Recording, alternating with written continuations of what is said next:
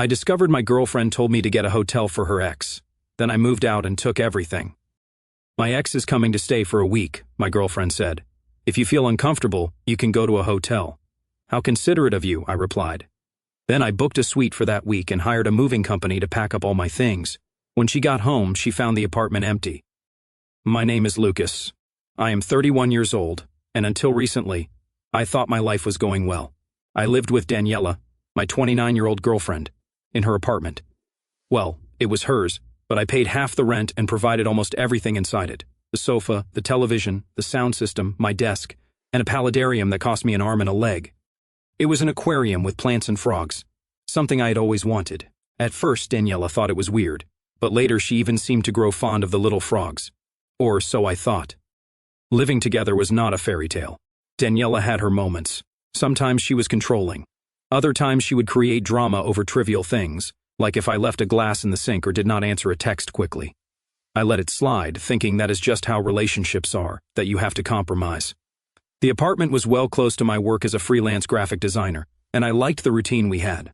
But if I am honest, I had already noticed some signs that things were not as good as I wanted to believe. Everything blew up on a Tuesday night. I was on the sofa checking emails from a client when Daniela walked in with that smile she uses when she wants to get her way. She sat down next to me, a little too close, and dropped the bomb. Lucas, we need to talk. I looked up, expecting some crazy idea like painting the walls a different color or adopting a dog. But what she said left me cold. Joaquin, my ex, is coming to town next week. I told him he can stay here. I blinked, trying to process it. Joaquin, her ex, the guy she sometimes talked about with a tone that set my nerves on edge, was now going to stay in our apartment where I lived and paid for half of everything. Stay here, I asked, trying to keep my voice from rising. And where is he going to sleep? On the sofa, she said, as if it were the most normal thing in the world. It is just for a week. It is not a big deal. A week? My tone came out harsher than I intended. Daniela, did you not think to ask me? She frowned as if my reaction offended her. I did not think it was a big deal. It is not a stranger. If you feel uncomfortable, you can go to a hotel for a few days. That was like a punch to the gut. Go to a hotel, me in my own home where I had brought almost everything inside. I looked at her, hoping she would say it was a joke. But no, her face was serious, almost defiant, as if to say, if you do not like it, deal with it. How considerate of you, I said with a sarcasm that she completely missed. I knew you would understand, she replied, and carried on as if nothing had happened. I did not sleep a wink that night. I stared at the ceiling while Daniela slept soundly as if nothing had happened. My mind was racing. It was not just about Joaquin's stay, although that was bad enough. It was how she had treated me, as if my opinion did not matter, as if I were a tenant instead of her partner. I thought about all the times I had given in. When she complained about the paludarium because it took up space. When she wanted to replace my sofa with one she saw in a magazine. When she made decisions without consulting me. It was always me who had to adjust. The next morning, while having coffee, I decided I was not going to live like this anymore. It was not just about it was about me, about feeling undervalued. If Daniela wanted to treat me like a guest, she was in for a surprise. That day, while she was at her job at a dental clinic, I started making moves. I did not want to make a scene or argue. If she was asking me to leave, I would leave, but on my own terms. I looked up hotels and found a boutique one a few blocks away with suites that looked like they were out of a movie, jacuzzi, city views, a rooftop bar. I booked one for 10 days, not just a week, just in case. The price stung, but I had savings, and a couple of recent projects had left me in a good financial position. I could afford it. Then came the best part, the move. I contacted a high-end moving company that treated your belongings like they were made of glass. I told them I needed to get almost everything out of the apartment quickly and without making a fuss. The woman on the phone, Carla, was super professional. She said they could come in 2 days while Daniela was at work and store everything in a climate-controlled unit until I decided what to do. Perfect. I made a mental list of what was mine: the sofa, the television, the sound system, my desk, my chair, the paludarium, my books, my clothes, even the paintings I bought on a trip. Daniela was not going to keep a single thing. If she wanted an empty apartment for her ex, she was going to get it. The day of the move was flawless. Daniela left at 8 a.m. As usual, at 9 a.m., the movers were at the door. There were 4 of them, all wearing gloves as if they were moving a treasure. I pointed out what was mine, which I had marked with post-it notes the night before. The paludarium was the most delicate item. They wrapped it with a care that almost made me laugh. I gave them instructions to take it to the climate-controlled storage because I did not want to risk the frogs or the plants. Watching them work was strange. On one hand, I felt a rush of adrenaline. On the other, a knot in my stomach. I was leaving behind 2 years of my life. But I also felt something new, control. For the first time in a long time, I was doing something for myself without thinking about what Daniela wanted. When they finished, the apartment looked like a desert. The living room only had a small coffee table that Daniela had brought from her previous place. The kitchen was left with the basics, plates and glasses that were there before I moved in. In the bedroom, only the bed frame remained because the good mattress was mine. As a final touch, I left an inflatable mattress in the living room with a note for Joaquin. Enjoy. I could not resist. I went to the hotel with a small suitcase. The suite was even better than I had imagined. The jacuzzi was bubbling. The view was incredible. I threw myself on the king-size bed, opened a beer from the minibar, and toasted myself. I felt free, although I knew this was not going to end easily. I did not hear from Daniela until that night. I was at the hotel bar having a drink when my phone started buzzing like crazy. Messages from her. At first confused, where is everything? Then furious, what did you do with my things? And then losing it completely. This is theft, Lucas. Bring everything back or I am reporting you. I did not answer. I turned off my phone and ordered another drink. I knew Daniela would not let it go and that her mother Monica would surely get involved, but for the first time, I did not care. I had taken the first step, and there was no turning back. I was at the hotel bar with a whiskey in my hand, looking at the city lights. Freedom felt incredible, but there was also a weight on my chest. It was not just about leaving the apartment or the fight that was coming. It was about the 2 years of the relationship, the plans, the arguments, the good times all crumbling. Every time I had doubts, I remembered Daniela saying, if you feel uncomfortable, you can go to a hotel. That made me clench my teeth and press on. The next morning, I woke up in the suite with the sun peeking through the curtains. I took a bath in the jacuzzi, something I never had at the apartment, and went down for breakfast. I was having my coffee when I turned on my phone. Big mistake.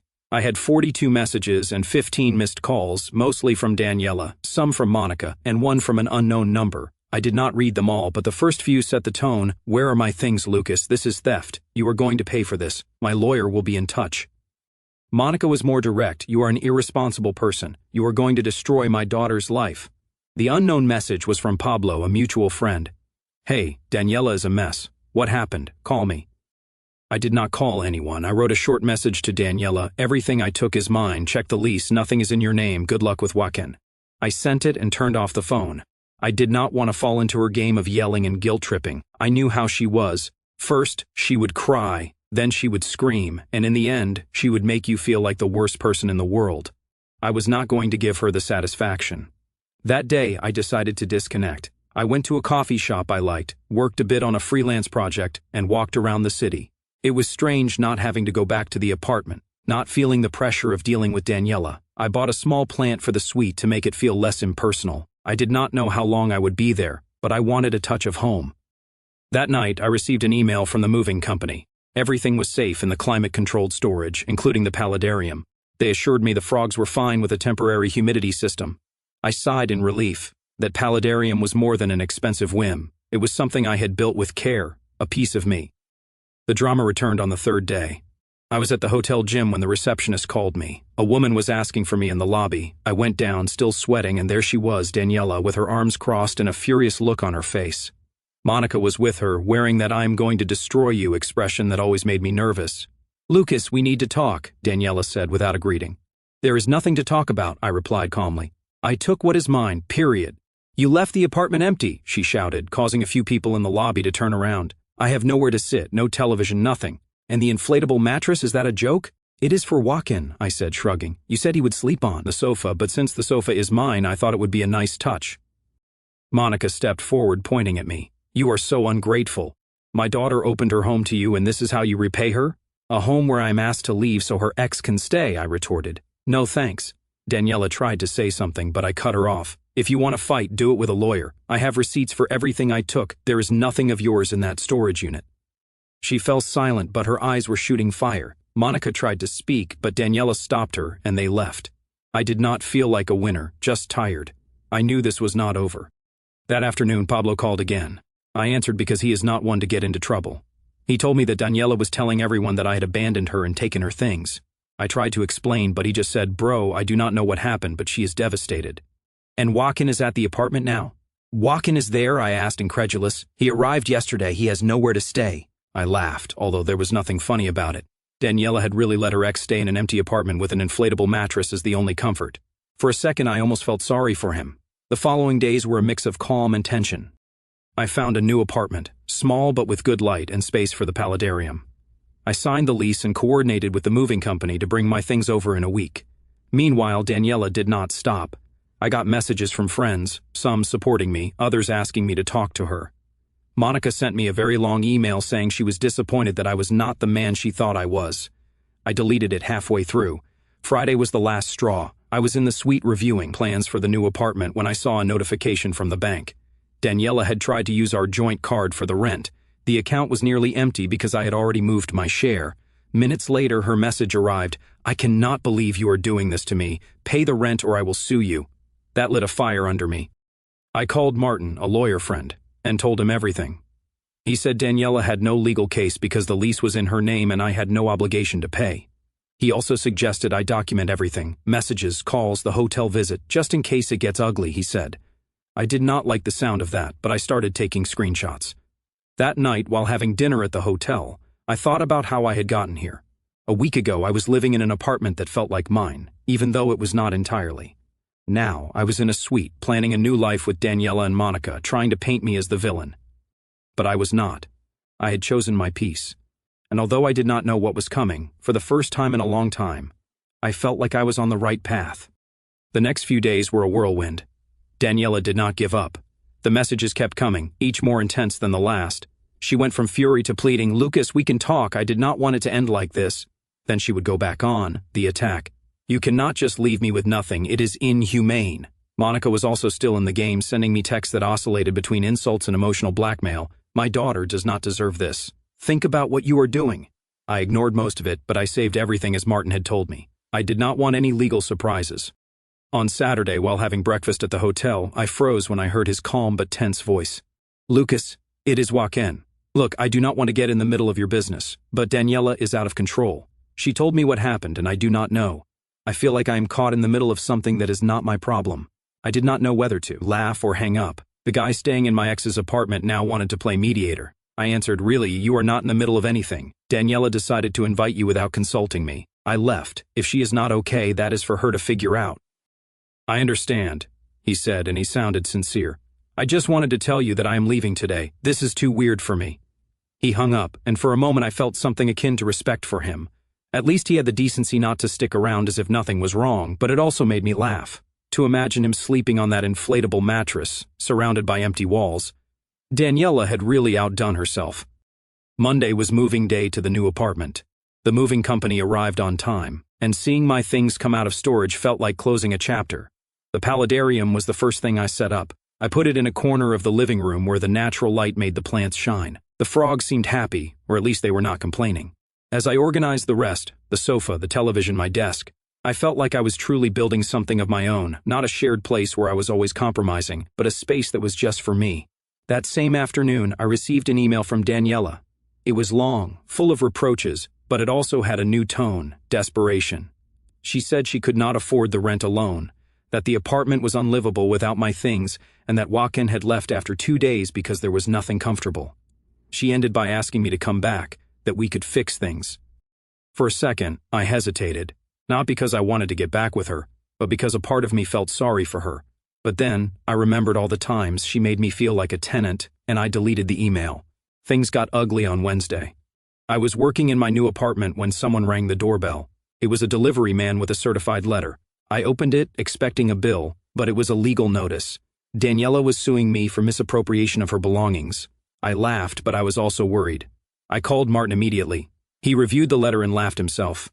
"This is a joke," he said. "She has no proof that anything you took belongs to her. Send me the receipts for everything and this will not even get to first base." I sent him everything. Invoices for the sofa, the television, the paludarium, even the paintings. Martin told me not to worry, but to be prepared in case Daniela or Monica continued to escalate. And they did. The next day, Monica showed up at my new building. I do not know how she got the address, but there she was, yelling at the entrance like it was a soap opera. "Lucas, come out right now. You cannot do this to my daughter." I called the doorman and asked him not to let her up. I also recorded everything from the window just in case. That night, I wrote to Martin and told him what happened. He suggested I file for a restraining order. At first, it seemed extreme, but when Monica came back the next day with Daniela, I changed my mind. Daniela did not yell. She just stood there looking at the building with a face I could not decipher, sadness, anger, who knows.